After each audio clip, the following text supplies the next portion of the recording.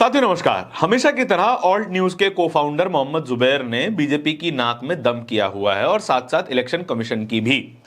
जब से बिहार चुनाव की घोषणा हुई है तब से वोट चोरी का मुद्दा चल रहा है, तब से डुप्लीकेट वोटर का मुद्दा चल रहा है और तब से यह मुद्दा भी चल रहा है कि एक व्यक्ति एक से ज्यादा जगह वोट कैसे कर सकता है।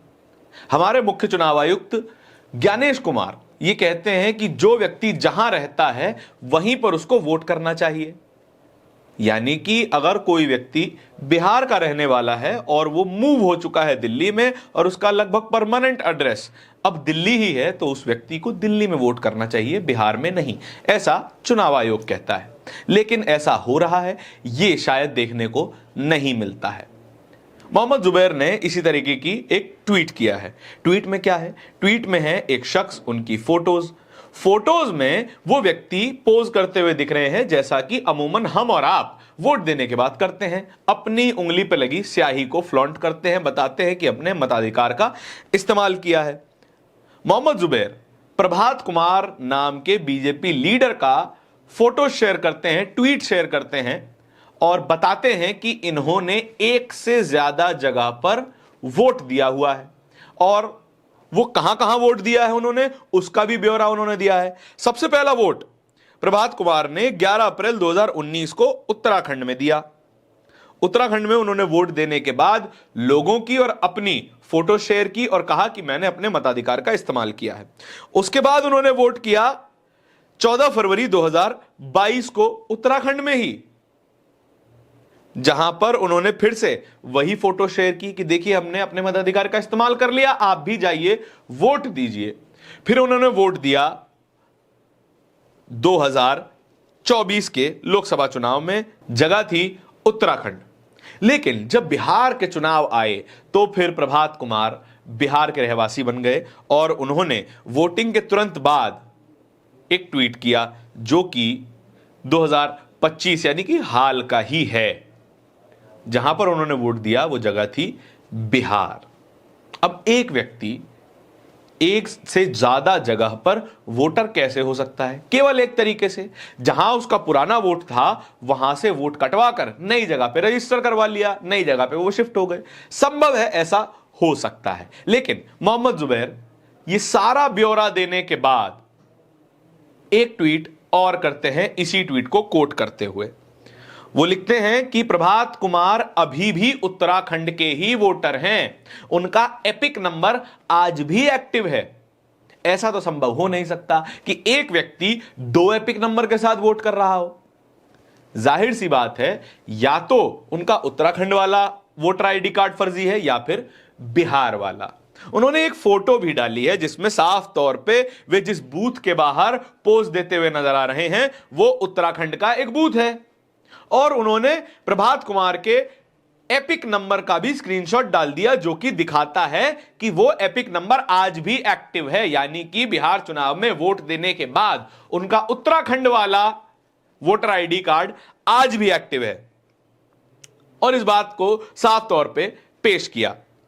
एक्टर प्रकाश राज इस बात पे थोड़े नाराज हुए। नाराज क्या हुए? इलेक्शन कमीशन से सवाल करने लगे।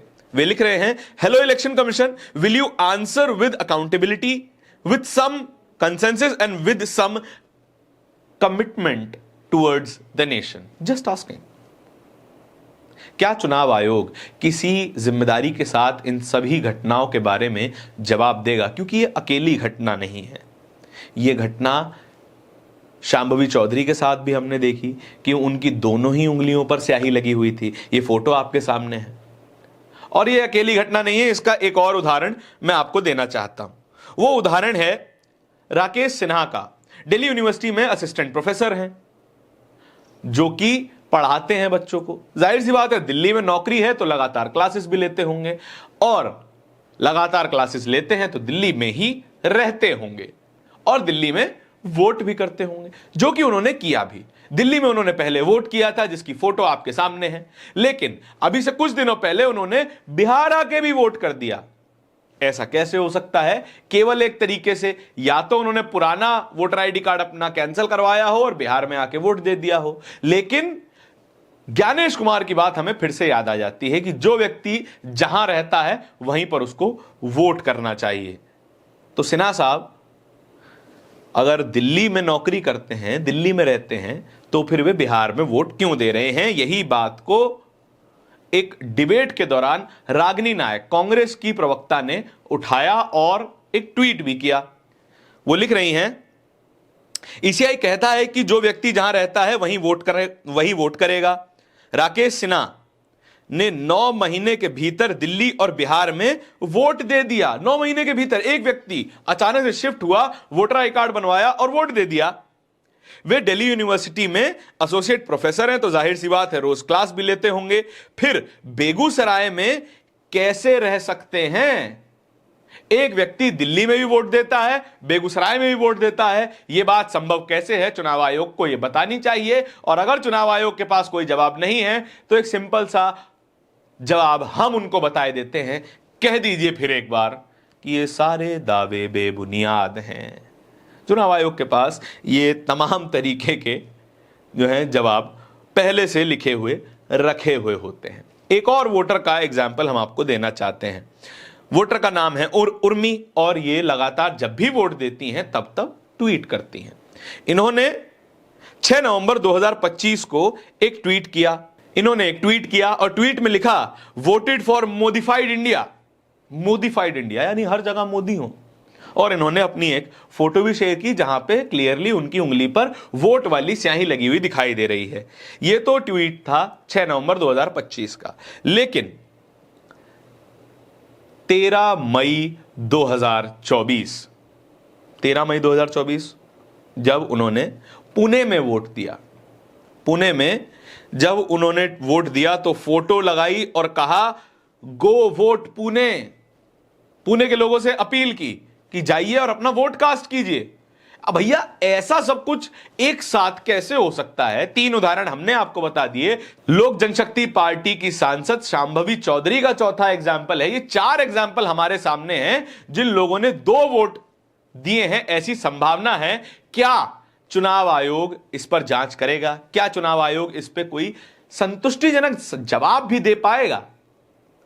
अगर जवाब दे पाएगा तो जरूर देना चाहिए, प्रेस कॉन्फ्रेंस करनी चाहिए, या फिर इतना ही कह देना चाहिए कि कोई इन्वेस्टिगेशन हम करेंगे इन तमाम 4 लोगों के ऊपर। और ये चारों लोग कहीं ना कहीं भारतीय जनता पार्टी से जुड़े हुए दिखाई देते हैं। तो फिर चुनाव आयोग की निष्पक्षता पर सवाल क्यों ना उठाए जाएं? यह खबर आपको अगर जरूरी लगती है तो फिर कमेंट सेक्शन में अपने विचार जरूर साझा कीजिएगा। इस तरह की खबरों को देखते रहने के लिए बोलता हिंदुस्तान को सब्सक्राइब भी कर लीजिएगा। बहुत बहुत धन्यवाद।